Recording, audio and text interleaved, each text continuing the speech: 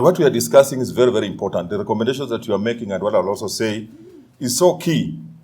You remember that this year, as a speaker, I've had one of the most difficult times in trying to preside over the formula for revenue allocation. It came down a record 11 times because when it comes to sharing any resources, especially money, is not easy. And we've sometimes we've found ourselves in the same port with Jen, sometimes receiving a beating because everybody wants resources to go to their counties. So it has not been very easy. So if we can improve on-source revenue collection, that will minimize the acrimony that we see in the Senate in terms of getting a formula that will ensure that every county gets adequate money. The money is not enough, but at least get money that they can be able to do that. So I want to appreciate the recommendations that I've had the CRA make. Just observe that one that is very key is training needs to be standardized across counties.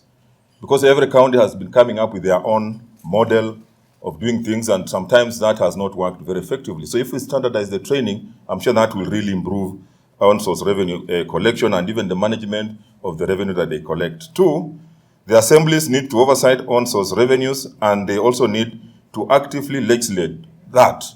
The county assemblies, and I'm happy that the CAF is here, please be courageous enough. The county assemblies, you are not there by accident. And when you oversight, when you point out issues that affect the counties, you are not doing that for personal gain. You are doing that because the Constitution of Kenya gives you the mandate to do that, and you represent people. You have been voted by people to represent their interests, and therefore you must oversight. And that oversight role was not an accident. So that when you do that, and the Senate also oversights the national revenues that go to the counties, we shall complement each other and ensure that there's prudent use of resources in our counties. Then number three, I also recommend that counties need to be realistic in a revenue projection for better budgeting, because sometimes some of them have been very overambitious. Say, like the Auditor General said, you are going to collect 2 billion when you know you'll collect 1. And you see, once that is factored in the budget, it distorts your budgeting processes. So you also need to be very realistic in terms of projections so that you only declare or declare what you are able to collect.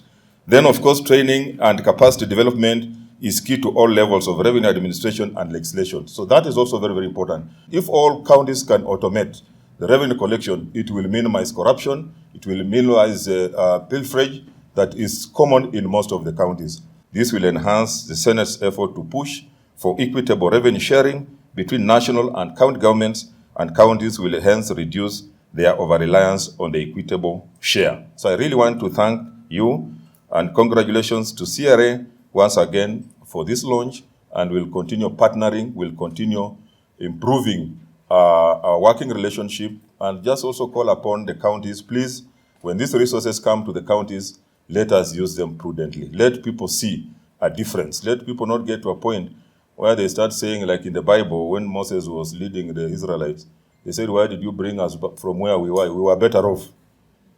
People should never start imagining that they were better off without devolution. Because devolution is the great thing that ever happened to the 2010 Constitution, and we must make our people realize the fruits of devolution.